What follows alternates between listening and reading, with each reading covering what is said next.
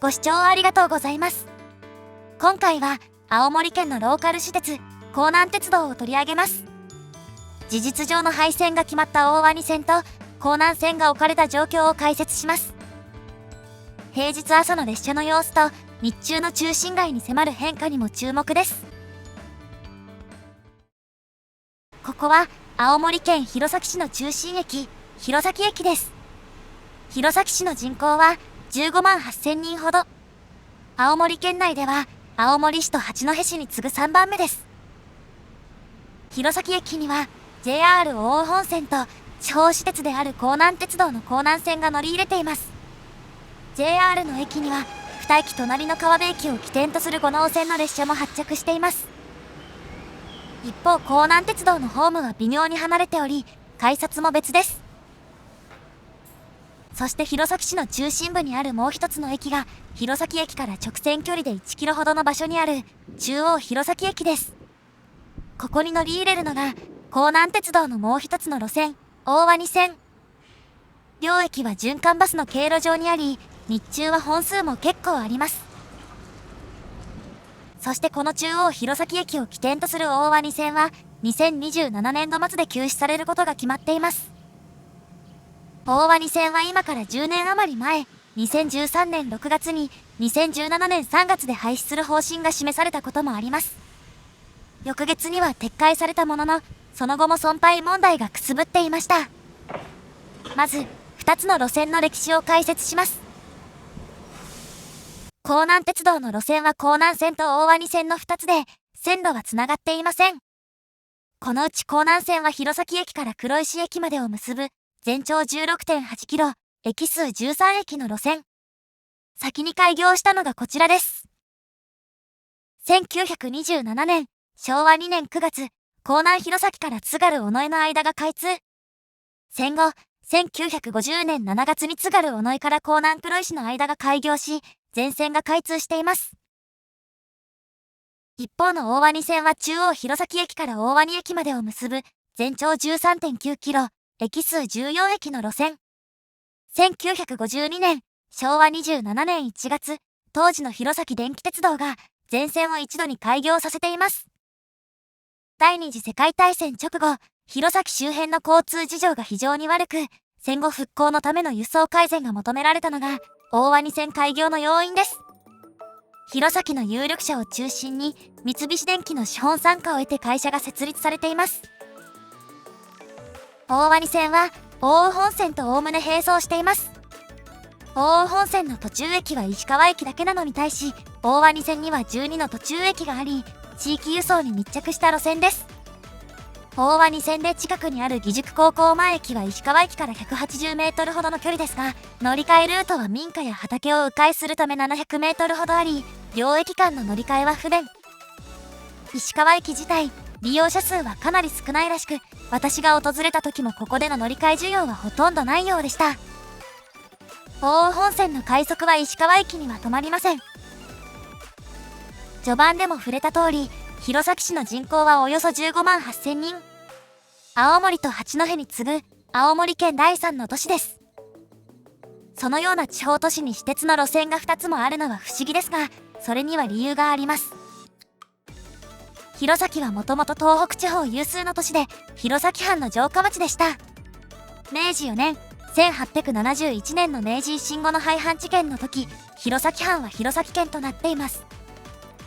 ところがそれから2ヶ月足らずで周辺5県との合併が決まり、新生弘前県が成立。さらに1ヶ月ほどで、県庁を弘前から青森に移転し、県名を青森県に変更することが決まっています。県庁の移転は、当時県内で圧倒的な規模だった弘前から、一港町の青森へ移転するというものです。弘前では県内での位置が偏ってしまうこと、藩政時代のしがらみにとらわれてしまうこと、青森の港の将来性が見込まれることなどが理由だといいます。その後の青森の発展は青森市や八戸市に移ったものの、弘前のポテンシャルは大きかったため、2つの私鉄の路線ができたというわけです。大鰐線の中央弘前駅が弘前駅に接続しないのは不便そうですが、大鰐線の開業時は自動車もそれほど浸透しておらず、繁華街に近い利点が重視されたようです。将来路線を伸ばす計画もあり、その観点から決まった立地でもあります。しかし、並行する奥羽本線や江南バスに乗客を取られ、会社は赤字に転落。延伸計画も実現することはありませんでした。災害の影響もあり、1960年代後半には早くも経営難が深刻化します。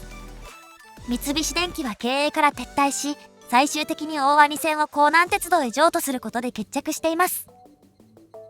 1970年、昭和45年10月には路線が弘前電気鉄道から江南鉄道に譲渡され、同社の大鰐線となっています。なお、江南鉄道では、1984年から98年にかけて、黒石線という路線がありました。元は国鉄の路線で、川辺駅から黒石駅を結んでおり、歴史は江南線より古いものの、江南線の開業で乗客が減っていました。1980年に国鉄再建法が成立し、黒石線が第一次特定地方交通線に指定され、数回にわたる協議の末、1984年に江南鉄道へ移管されたのです。ところが、国鉄時代にあった弘前や五能線への直通列車は、移管を機に廃止されます。利用者の多くを占める弘前から黒石までの運賃も、競合する江南線より安かったものの、移管後は江南鉄道と国鉄が別建てになったことで割高になり、利用者が減っていきました。1995年には江南鉄道が沿線自治体に黒石線の廃止を申し入れ、最終的に98年に廃止されています。それから江南線と大鰐線の2本柱でやってきた江南鉄道ですが、比較的順調な江南線に対し、大鰐線は存続の危機に立たされています。平日朝の中央弘前行き列車の利用状況を見ながら、大鰐線の現状と未来を解説します。というわけで、奥羽本線の平日の始発列車で弘前駅を出て、大鰐温泉駅にやってきました。大鰐温泉の玄関口ではあるものの、弘前からは車などのアクセスが主流で、駅の周りの住宅も少ないため、静かな雰囲気です。線路の向こうには、江南鉄道の車両が停車中です。江南鉄道の駅とは跨線橋でつながっています。奥羽本線のところは跨線橋の幅が広いのに対し、江南鉄道のところは幅が狭くなります。隣接する大鰐線の駅名は大鰐で、奥羽本線とは違います。大鰐線の列車は1時間に1本で、途中駅を始発終着とする列車はないようです。過去には時間帯によって増便されたこともありますが、全体的には本数は減り続けています。平日と土休日の違いは、大鰐駅7時20分発、中央弘前駅7時53分着のこの列車と、その折り返し列車が運行されるかどうかです。平日朝7時台という時間、土休日は運休という設定から、乗客が集まりやすそうな感じです。2駅目の鯖石駅を出たところで、30人以上の乗客が乗っています。ほとんどが学生で、社会人は少なめです。ちなみになぜ大鰐駅のカットから始まらないのかというと、1本前の列車に間違えて乗ってしまったからです。そこから先の駅でも多少の動きはあるものの、座席が埋まるほどではないです。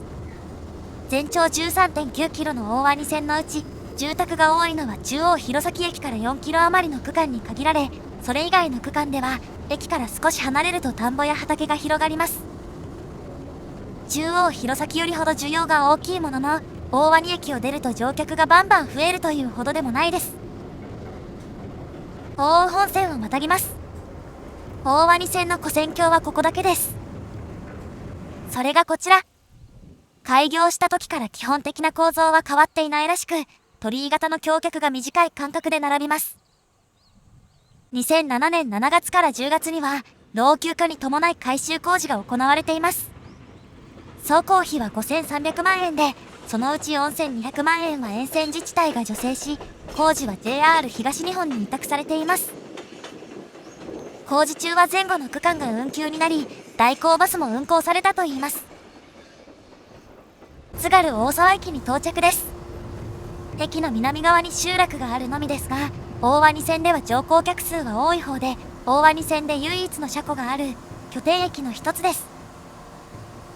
というわけで、ここで一旦寄り道です。大鰐線の運転指令を行う駅でもあり、電気管理所や変電所、保線管理所もあります。設備的には中央弘前駅や大鰐駅よりも重要度が高いです。津軽大沢駅では2011年11月に駅員の配置がなくなっています。木造の駅舎はまだ残っており、中の待合室を使えるため、暑くても日差しを受けずに列車を待てます。車庫に留め置かれているのが7000系。私が乗っていた車両で、弘南鉄道の車両は大鰐線も弘南線も全てこれです。元は1962年にデビューした東急の7000系で、1988年から90年に弘南鉄道に譲渡され、合計24両が大鰐線と弘南線に配置されています。東急7000系は他の地方私鉄にも譲渡されており、1編成あたりの両数が減った分中間車が余り、先頭車が足りなくなったため、中間車を先頭車に改造したものがあります。東急でデビューしてから60年以上、弘南鉄道に譲渡されてから35年以上経過しています。すでに東急時代よりも弘南鉄道時代の方が長いです。弘南鉄道の場合、冬場の寒さ対策のために乗客がドアを開け閉めできるボタンがあります。車庫には除雪車を含む車両も留め置かれています。あの赤い車両が ED22。1926年に製造された車両で、普段は津軽大沢駅で車両の入れ替えに使われています。冬場は大鰐駅に常駐し、ラッセル車と連結して除雪列車として活躍します。ところが、2024年9月に故障し、冬場のラッセル車の運行ができなくなりました。修理費用を出すのが難しかったため、弘南鉄道では今年夏にクラウドファンディングを実施。特別撮影会や車内見学、乗車体験などのオプションを盛り込んだこともあって、目標金額の360万円に対し、500万円を超える支援が集まり、クラウドファンディングは無事成功しています。ED22 の故障を受け、排雪用のモーターカーで対応していたものの、豪雪も影響して運転見合わせが頻発する状況でした。排雪用のモーターカーは通常のラッセル車より非力な上、青森の冬は重く湿った雪が積もるため、ラッセル車での除雪は不可欠です。そして、向こうに停車しているのが6000系。1988年と89年に導入された車両で、もともと1960年にデビューした東急6000系を譲り受けた車両です。2006年10月、快速列車の廃止に伴って予備車となり、2008年3月にはさよなら運転も行われています。検査はその後も続けられて稼働状態が維持されたものの、2014年8月に2編成を並べての最後の撮影会が行われています。その後1編成は廃車となり、その他の車両も稼働できる状態ではないです。津軽大沢駅には今でも留め置かれている編成があるほか、床下機器を外して物置になっている編成もあります。6000系、7000系とも冷房がなく、北東北とはいえ夏場は暑いです。先ほどの列車の様子に戻ります。津軽大沢駅を出てしばらくしても、車内が満員になることはありません。大鰐駅から9駅目の千歳駅のあたりから沿線の住宅が増えます。千歳駅が序盤の解説にあった中央弘前駅寄りで住宅の密度が高い4キロほどの区間のうち一番端の駅です。2000年4月のダイヤ改正では日中に千歳駅と中央弘前駅との区間列車が設定されています。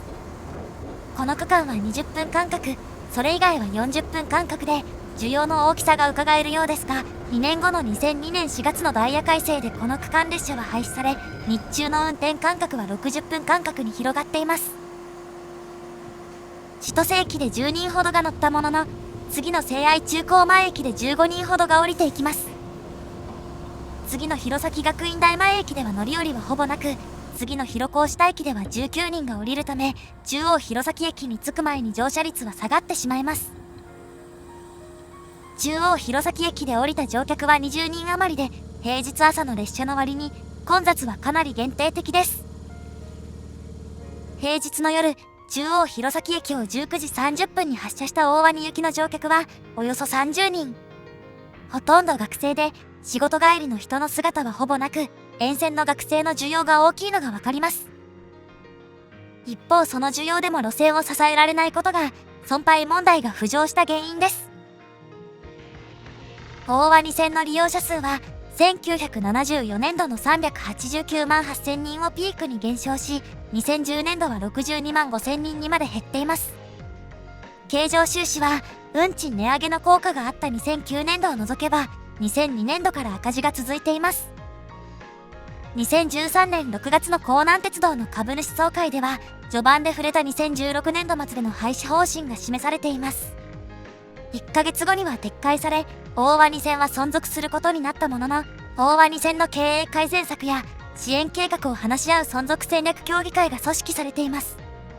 沿線の弘前市や大鰐町などで構成され、同年8月には初会合が行われています。弘前市はバス路線の見直しや商業や観光との連携など、幅広い視点から鉄道の維持を考えたいとしています。しかし、弘南鉄道ではその後も経営難が続き、2019年度はおよそ6590万円の赤字を計上しています。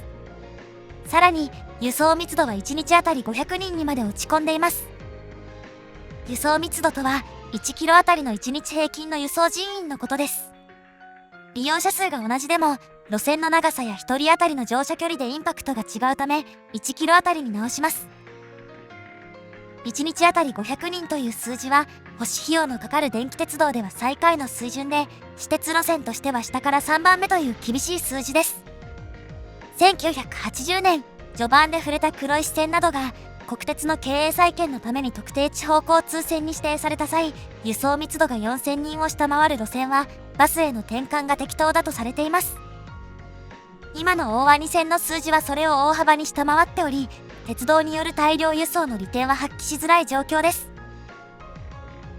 さらに、2020年度は感染症の拡大で乗客がさらに減少。それまで弘南鉄道では、弘南線の黒字で大鰐線の赤字を埋めてきたものの、近年は弘南線も赤字となっているため、自治体による支援計画が出されます。2021年2月には、沿線の5つの市町村が総額およそ9億5000万円を支出する支援計画を発表しています。2021年度から弘南線は10年間、大鰐線は5年間、国と青森県の補助対象外の経費が支援されるというものです。内訳は安全輸送対策費が5億9000万円、利用促進費が1億3000万円で、弘南線はこの2つの支援で黒字化を見込むものの、大鰐線にはさらに赤字補填として2億3000万円が支出されます。自治体には重い負担ですが、構造的な背景に加え、感染症の影響を受けただけにやむを得ないところです。自治体の支援にもかかわらず利用客は減り続け、2020年度以降は最盛期の10分の1にも満たない水準です。2019年と2023年には、大鰐線の列車が脱線事故を起こしています。2019年の事故では、枕木の老朽化が事故原因とされています。2023年の事故では、国の運輸安全委員会は、線路の維持管理が不十分だったことが原因とみられるとする報告書をまとめています。事故現場のレールの左右の歪みが、整備を行う目安となる基準値を大幅に上回っていたといいます。報告書では、弘南鉄道の整備の基準値の設定が不適切だったため、補修対象箇所が必要以上に多くなり、補修が十分に行き届いていなかったとしています。再発防止策として、整備の基準値の設定や補修方法の見直しが提示され、沿線では交換用の枕木が置かれている場所もあります。弘南鉄道では採用活動も進めているものの、やはり人員確保は苦労が伴うようです。赤字傾向が変わらない状況では、故障した ED の補修費用をクラウドファンディングに頼らなければならないのもやむを得ないところです。沿線の人口減少や電気代の高騰により、収支を改善させる見込みが立たなくなったことから、2024年11月、沿線の8つの市町村長との協議の結果、大鰐線の全線を2027年度末で休止する意向が出されたのです。沿線自治体の理解も得られていることから、事実上の廃線とみなされており、今後は代替交通の在り方の協議が進みます。弘南鉄道では、学生の進路設計への影響を考慮し、できれば3年間は運行を継続していきたいとコメントしています。路線の存続には一定の見通しが必要です。過去にこのチャンネルでもご紹介した名鉄広見線の末端区間では、自治体と名鉄の協定は原則3年ごとの更新でした。学生が進路を決めるとき、卒業まで路線が存続することが入学前に決まっている必要があり、ちょうど3年の支援期間では十分ではないのです。また、学生の利用実態にも注意が必要です。平日朝の列車の映像にもあった通り、大鰐線の中央弘前駅寄りの各駅には、駅の周りに複数の高校や大学があります。大鰐線は江南線より利用者数が少ないものの、この点では優位に立っています。一方、これらの学校は弘前駅からもそれほど離れていない立地です。江南線や奥羽本線の沿線に住む学生にとっては、弘前駅から中央弘前駅に移動して大鰐線を使うよりも、弘前駅から直接学校に行った方が楽なのが実態です。中には弘前駅に自転車を置き、学校まで往復する人もいるといいます。江南線と大鰐線の乗降客数の一覧がこちら。江南線の弘前駅は年間82万人余りが乗降し、1日平均では2265人です。一方、大鰐線で最も多い中央弘前駅では年間18万6000人余りで、1日平均では511人と4分の1にも満たないです。大鰐線の沿線で学校が近い駅のうち、中央弘前駅寄りの駅は定期利用の比率がそれほど高くなく、乗客を集めきれていないことを裏付けています。中央弘前駅の駅前ロータリーは数年前に整備されたものです。バス停はこのロータリーから少し離れており、名称も中央弘前駅ではないです。バスの路線図では、中央弘前駅自体はかなり小さく描かれており、弘前駅との扱いの差が伺えます。バスはあくまでも中央弘前駅の周りの市街地のアクセスのためで、中央弘前駅がそれほど重視されていないようです。一方、その弘前市の中心部にも空洞化の足音が近づきます。中央弘前駅から200メートルほど北には、昨年破産した百貨店の建物があります。創業120年余りを誇る青森県の老舗で、最盛期には東北で5店舗を展開していましたが、バブルの崩壊で売り上げが減っていき、大型商業施設の進出などで業績が悪化。東日本大震災後に民事再生法の適用を申請して経営再建を図ったものの、ついに力尽きてしまったというわけです。目の前の横断歩道の信号は廃止される予定で、百貨店を失った中心市街地が地盤沈下していることが伺えます。近隣の空き店舗はここ数年で増えており、大鰐線の苦境は弘前という町の苦境を示しています。さらにここから700メートルの場所では、イトーヨーカドーが昨年9月に閉店しています。先ほどの百貨店は閉店してから建物がそのままですが、こちらは弘前駅から300メートル余りと近いこともあり、今年2月には後継となるスーパーがオープンしています。この近くには弘前バスターミナルがあります。関東地方などへの高速バスも運行され、バスが頻繁に行き交っていますが、地元でもバス運転手不足が深刻化しています。江南バスでは昨年4月のダイヤ改正で1日あたりの運行本数を100便減らしています。前年同期からおよそ1割の減便で、慢性的な運転手不足に加え、運転手の残業規制が強化される、いわゆる2024年問題への対応としています。大鰐線のタイムリミットが近づき、沿線では代替交通の議論が進むものの、重要な位置を占めるバスの運行に水を差しかねない人手不足が深刻です。鉄道だけにとどまらない地方都市の未来、今後に注目です。ご視聴ありがとうございました。